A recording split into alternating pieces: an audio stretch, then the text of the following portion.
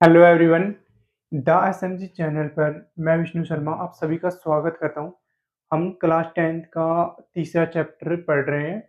बाकी पहला दूसरा हमने क्लियर कर लिया है और तीसरे चैप्टर के भी कुछ पार्ट हैं जो क्लियर कर लिए हैं, जो आपको द एसएमजी चैनल की जो प्लेलिस्ट है उसके उसके अंदर मिल जाएंगे। आपको सारे वीडियो देखते रहिए बढ़िया तरीके से। और जो अभी अपने स्टार्ट कर रहे हैं, कुछ तीसरे चैप्टर है, इसका कुछ पार्ट पढ़ लिया है, ये भी मिल जाएगा आपको। तो अगर आगे नेक्स्ट जब देखते हैं अपना टॉपिक,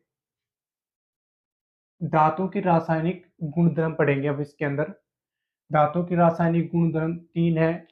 तो पहला पढ़ेंगे अपने दांतों दांतों में वायु का दहन। धातु के साथ अगर कोई वायु के साथ दहन कराएं किसी धातु का, तो क्या रिएक्शन होगा, क्या प्राप्त होगा, वो देखेंगे, वो पढ़ेंगे इसके अंदर। कोई धातु है, जिस धातु का दहन दहन क्या होता है ये देखेंगे सबसे पहले। वह रासायनिक प्रक्रिया जिसमें पदार्थ ऑक्सीजन से अभिक्रिया करके क्या देता है, वो अपने को उष्मा देता हूँ, क्या देता हूँ, उष्मा देता हूँ या हिट देता हूँ, उसको दहन बोलते हैं। ज्वाला होती है ना, ज्वाला जो जलाते हैं उसको दहन बोलते हैं। उसको किस चीज की उपस्थिति में जलाएंगे, जब भी वह रासायनिक प्रक्रिया जिसमें पदार्थ कोई भी पदार्थ लेंगे हम, उसको ऑक्सीजन की उपस्थिति में जलाएंगे तो उसमें उष्मा मिलेगी, हम उसको क्या बोलते हैं, दहन। अगर कोई भी चीज है, कोई पदार्थ है, अगर उसको जला रहे हैं ना, तो उसके लिए हमें ऑक्सीजन की जरूरत पड़ती है, बगैर ऑक्सीजन की वो जलेगी नहीं। तो इसलिए हमें ऑक्सीजन की हेल्प लेनी पड़ती है। जैसे एग्जाम्पल है कि कोई मोमबत्ती है, अगर मोमबत्ती को हम जला रहे हैं ना, कोई मोमबत्ती ले ली हमने, इसको भी अगर जला रहे हैं, जला के इसके ऊपर कोई गिलास रख दीजिए आप, ऑक्सीजन बंद हो जाएगी तो मोमबत्ती भी बुझ जाएगी, है ना। तो ऐसे ही है, तो ऑक्सीजन की उपस्थिति में जलता है। तो कुछ धातु एग्जाम्पल से समझेंगे अपन। धातु है, ऑक्सीजन से जैसे ही गर्म करेंगी तो क्या प्राप्त होगी अपने को, धातु ऑक्साइड प्राप्त होगी। तो कोई भी धातु ले सकते हैं अपने, तो मैं ले रहा हूँ कॉपर ले रहे हैं अपने। कॉपर कोई धातु ले ली मैंने, इसको ऑक्सीजन के साथ अभिक्रिया कराते हैं, ये गर्म करते हैं, तो ये क्या बन जाता है, कॉपर ऑक्साइड बनता है अपने को। कॉपर ऑक्साइड प्राप्त होता है। ये कॉपर ऑक्साइड है ना, काले रंग का प्राप्त होगा अपने को। कैसे रंग का प्राप्त होगा, क्वेश्चन भी आ सकता है, कैसे रंग का प्राप्त होगा, काले रंग का। ठीक है, क्वेश्चन ये आ सकता है कि जब कॉपर को वायु की उपस्थिति में जलाते हैं तो क्या प्राप्त होता है, कॉपर ऑक्साइड प्राप्त होता है। कॉपर ऑक्साइड का रंग कैसा होता है, ये भी क्वेश्चन कर सकते हैं, तो कैसा होगा, काले रंग का। इसकी डेफिनेशन भी लिखनी है, मैं लिख देता हूँ। जब जब कॉपर को वायु की उपस्थिति में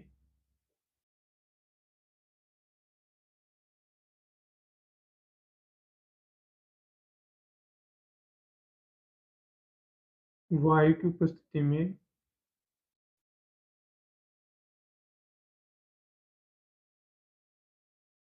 जलाया जाता है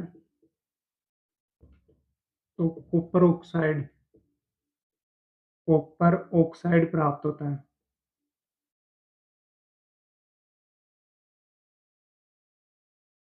और कैसा रंग का होता है, काले रंग का प्राप्त होता है ना। कॉपर को वायु की उपस्थिति में जैसे ही जलाएंगे तो कॉपर ऑक्साइड काले रंग का प्राप्त होगा। यही लिखा है, जब कॉपर को वायु की उपस्थिति में क्या करते हैं, जलाया जाता है, तो कॉपर क्या प्राप्त होता है, हमने कॉपर ऑक्साइड प्राप्त होता है काले रंग का। दूसरे एग्जाम्पल से समझेंगे अपने। दूसरी धातु ले ली मैंने, एल्यूमिनियम ले लिया। तो एल्यूमिनियम को भी हम किसके साथ, वायु के साथ जलाते हैं।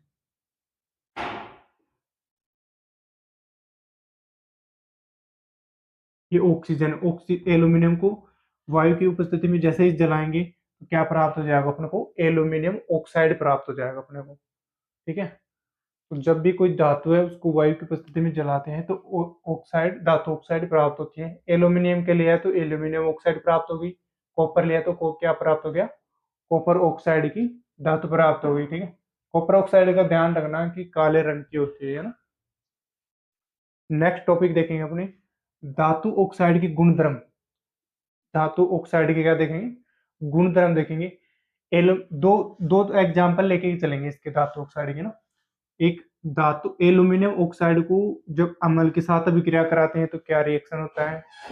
एल्यूमिनियम ऑक्साइड की कोई धातु है, उसको क्षारक के साथ अभिक्रिया कराते हैं तो क्या रिएक्शन होता है? वो हम एग्जाम्पल से समझेंगे आगे। एल्यूमिनियम ऑक्साइड ले लिया हमने, AlO3। जो अम्ल ले लिया, सबसे पहले मैंने ये क्या ले लिया, अम्ल है, हाइड्रोक्लोरिक है, ठीक है, अम्ल है। हाइड्रोक्लोरिक बोलते हैं HCl को, हाइड्रोक्लोरिक बोलते हैं, अम्ल होता है। इसकी जैसी अभिक्रिया कराते हैं तो क्या प्राप्त होगा अपने को, एल्यूमिनियम क्लोराइड प्राप्त होकर जल बाहर निकल जाएगा इसका, ठीक है। दूसरा ले लेते हैं हम क्षारक, एल्यूमिनियम ऑक्साइड की अम्ल से करवा दी, एल्यूमिनियम ऑक्साइड की क्षारक से करवाते हैं तो ये क्या है, NaOH क्षारक है अपना। ये क्या है, एल्यूमिनियम ऑक्साइड है, इसकी जैसे क्षारक के साथ करवाते हैं तो क्या प्राप्त होगा, सोडियम एल्यूमिनेट प्राप्त होगा अपने को, सोडियम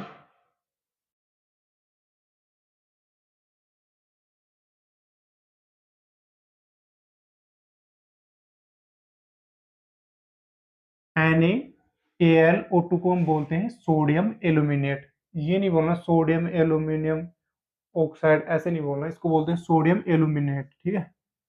तो साथ जुड़ते हैं तब अलग अर्थ निकलता है इनका ना, अलग अलग करते हैं। तो ध्यान रखना अपने को, जैसे ही कोई धातु एल्यूमिनियम ऑक्साइड की अम्ल से अभिक्रिया कराते हैं तो क्या प्राप्त होगा, एल्यूमिनियम ऑक्साइड की क्षारक से बनाते हैं तो क्या प्राप्त होगा अपने को, जैसे ही एल्यूमिनियम ऑक्साइड कराते हैं क्या प्राप्त होता है, लवण और जल प्राप्त होता है अपने को।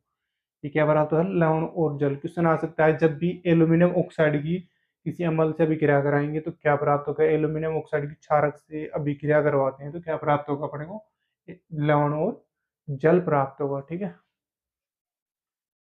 दूसरी कुछ एग्जाम्पल ऐसे भी हैं, देखो ये देखें, कुछ नोट हैं, इनको नोट करना है अपने को।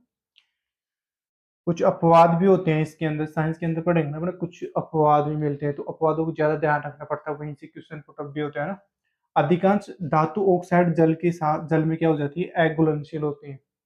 धातु ऑक्साइड है ना, वो जल के साथ रिएक्शन नहीं करती हैं। कुछ ऐसे पदार्थ होते हैं, पर कुछ ऐसे भी होते हैं जो रिएक्शन करते हैं, तो कौन से हैं, लेकिन कुछ जल के साथ क्या करते हैं, घुलकर क्षारक प्रदान कर लेते हैं ना, क्षारक बना लेते हैं। तो ऐसे कौन सी धातु हैं, ये ध्यान रखना है अपने को। सोडियम ऑक्साइड है, पोटेशियम ऑक्साइड है, दो ऐसी धातु हैं जो धातु ऑक्साइड है जो जल के साथ अभिक्रिया कर लेती हैं, आसानी से घुल जाती हैं। बाकी धातु ऑक्साइड है जो जल के साथ नहीं घुलती हैं, नहीं रिएक्शन करती है ना। कौन से देखें एग्जाम्पल समझेंगे। सोडियम, हमने धातु ले ली सोडियम ऑक्साइड, और इसके साथ जल के साथ जैसे अभिक्रिया कराएंगे तो क्या प्राप्त हो जाएगा, सोडियम हाइड्रोक्साइड प्राप्त होगा अपने को।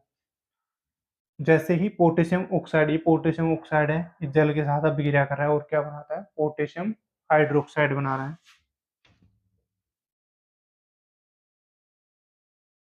Potassium hydroxide.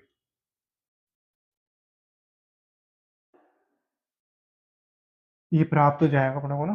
तो ध्यान रखना है, ऐसी क्वेश्चन आएगा कि ऐसे जल के साथ ऐदा कौन सी धातु ऑक्साइड है जो जल के साथ अभिक्रिया करती है। तो पहला है सोडियम ऑक्साइड करते हैं, दूसरा है पोटेशियम ऑक्साइड है। ये धातु ऑक्साइड का अभिक्रिया कर लेते हैं, जल के साथ अभिक्रिया कर लेते हैं ना। बाकी धातु ऑक्साइड है वो जल के साथ अभिक्रिया नहीं करती है। तो इन चीजों को, दोनों को ध्यान रखना है अपने को। नेक्स्ट पॉइंट है अपना उभयधर्मी ऑक्साइड। उभयधर्मी ऑक्साइड क्या होता है वो देखते हैं ना। तो उभयधर्मी ऑक्साइड में होता है ऐसी धातु जो अम्ल और क्षारक दोनों से अभिक्रिया करती हो, अम्ल से भी करती हो, ऐसी धातु जो क्षारक क्षारक से भी करती हो, तो और क्या बनाती हो, लवण और जल बनाती हो, लवण बनाती हो और जल बनाती हो, उसे हम क्या बोलते हैं, उभयधर्मी ऑक्साइड।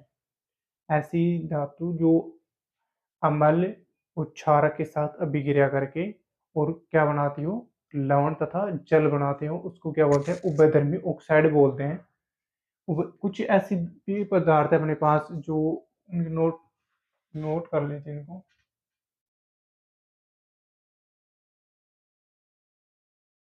कुछ ऐसे पदार्थ हैं जैसे खुले में रखने पर उनमें आग लग जाती है, उसको कैसे रखते हैं, केरोसिन तेल में रखते हैं। जैसे 2 एग्ज़ाम्पल है अपने पास, पोटेशियम और सोडियम। पोटेशियम और सोडियम एक ऐसी धातु है जो खुले में रखने पर क्या पकड़ लेते हैं, आग पकड़ लेते हैं। तो उनको किस में रखा जाता है, केरोसिन के तेल आता है ना।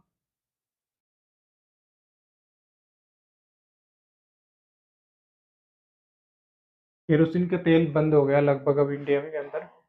पहले बहुत चलता था केरोसिन का तेल। तो उसके अंदर इनको डबो के रखा जाता है ताकि आग ना लगे। इसको जैसे बाहर रखेंगे खुले में, ऑक्सीजन से जैसे ही क्रिया करेगी उसके अंदर आग लग जाती है ऑटोमेटिक, है ना। तो इसलिए केरोसिन के तेल के अंदर डबो के रखा जाता है इनको, आग से बचाने के लिए। दूसरा, अपने चांदी और सोना अत्यधिक ताप पर भी ऑक्सीजन के साथ अभिक्रिया नहीं करते हैं। कितना भी ताप दे लीजिए, चांदी सोना अभिक्रिया नहीं कर पाते इससे, है ना। तीसरा पॉइंट अपना, गर्म करने पर लोहे का दहन नहीं होता। जिस गर्म करेंगे लोहे जलेगा नहीं, दहन नहीं होगा, पर लोहा चूर्ण आता है। अगर वो उस भट्टी के अंदर, बर्नर के अंदर जैसे डालेंगे तो लोहा भी क्या होने लग जाएगा, जलने लग जाएगा। अदरवाइज लोहे को जैसे गर्म करते, गर्म ही होगा, जलेगा नहीं वो उसे। लोहा चूर्ण जैसे ही डालेंगे बर्नर के अंदर तो आसानी से जलने लग जाएगा लोहा भी, है ना। तो ये पॉइंट है, इसके अंदर है अपने को ध्यान रखना, पोटेशियम और सोडियम का। ये क्या होते हैं, खुले में आग पकड़ लेते हैं और किस चीज के अंदर रखा जाता है, केरोसिन तेल के अंदर रखा जाता है। इस चीज का ध्यान रखना ना।